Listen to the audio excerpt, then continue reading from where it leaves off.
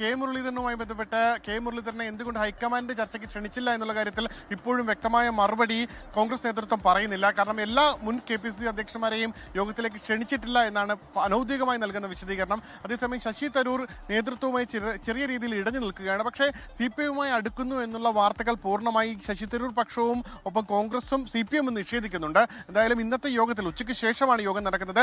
ഉച്ചയ്ക്ക് ശേഷം നടക്കുന്ന യോഗത്തിൽ പങ്കെടുക്കാൻ സാധ്യതയില്ല എന്നുള്ള ഒരു അറിയിപ്പാണ്, അത്തരമൊരു വിവരമാണ് പുറത്തു വരുന്നത്. എന്തായാലും ഇപ്പോഴും പൂർണ്ണമായി പങ്കെടുക്കില്ല എന്ന് കൃത്യമായി ശശി തരൂർ പക്ഷം പറയുന്നില്ല എന്നുള്ളതും വ്യക്തമാണ്. എന്തായാലും ഉച്ചയ്ക്ക് ശേഷമുള്ള യോഗം നിർണായകമാണ്. പ്രധാന കാരണം ഇന്ന് സ്ഥാനാർത്ഥി നിർണയവുമായി ബന്ധപ്പെട്ട് സ്ഥാനാർത്ഥികൾക്ക് വേണ്ടിയുള്ള മാനദണ്ഡം നിശ്ചയിക്കുക എന്നുള്ളതാണ് പ്രധാനമായി യോഗത്തിലെ അജണ്ടയായി വരുന്നത്.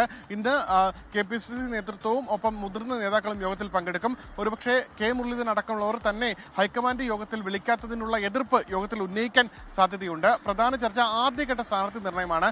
ആദ്യഘട്ട സ്ഥാനാർത്ഥി നിർണയത്തിൽ സംവരണ മണ്ഡലങ്ങൾ ഒപ്പം സിറ്റിംഗ് സീറ്റുകൾ എന്നിവയിലെ സ്ഥാനാർത്ഥികളെ തീരുമാനിക്കാനാണ് തീരുമാനിച്ചിരിക്കുന്നത്. കൂടാതെ കോൺഗ്രസിന് വലിയ ശക്തി കേന്ദ്രങ്ങളല്ലാത്ത സ്ഥലങ്ങൾ, സാധാരണഗതിയിൽ CPM-ന് കൂടുതൽ ക്ലീൻ സ്വീറ്റായ ധർമ്മടം ഉൾപ്പെടെയുള്ള മണ്ഡലങ്ങൾ, ആ മണ്ഡലങ്ങളിലും ഇന്ന് സ്ഥാനാർത്ഥിയെ തീരുമാനിക്കാൻ ഒരു സാധ്യതയുണ്ട്. അതിനുശേഷം ജില്ലാ കമ്മിറ്റികളുമായി, അതായത് തിരുവനന്തപുരം, കൊല്ലം, പത്തനംതിട്ട ജില്ലകളിലെ ജില്ലാ കമ്മിറ്റികളുമായും KPCC നേതൃത്വം ആശയവിനിമയം നടത്തും.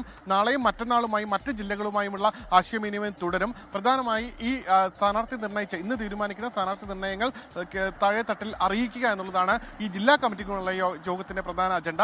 എന്തായാലും ഇന്ന് മറ്റ് ചർച്ചകൾ നടക്കുമ്പോഴും വലിയ തർക്കങ്ങളിലേക്ക് കടക്കാൻ സാധ്യതയില്ല. കാരണം വലിയ തർക്കങ്ങൾ ഇല്ലാത്ത സീറ്റുകളായിരിക്കും നിശ്ചയിക്കുക. അതേസമയം മറ്റൊരു പ്രശ്നം എന്ന് പറയുന്നത് തൃപ്പൂണിത്തുറയിൽ കെ ബാബു പിന്മാറിക്കഴിഞ്ഞാൽ മറ്റൊരാളെ നിശ്ചയിക്കണം. അപ്പോൾ പാലക്കാട് സിറ്റിംഗ് സീറ്റാണ്. പാലക്കാട് രാഹുൽ മങ്കൂട്ടത്തിന് പകരം മറ്റൊരാളെ നിർണ്ണയിക്കണം. ഈ രണ്ട് കാര്യങ്ങളും ഇന്ന് ചർച്ചയ്ക്ക് വന്നാൽ ചിലപ്പോൾ മറ്റ് തർക്കങ്ങൾക്കോ മറ്റ് അഭിപ്രായ ഭിന്നതകൾക്കോ സാധ്യതയുണ്ട്.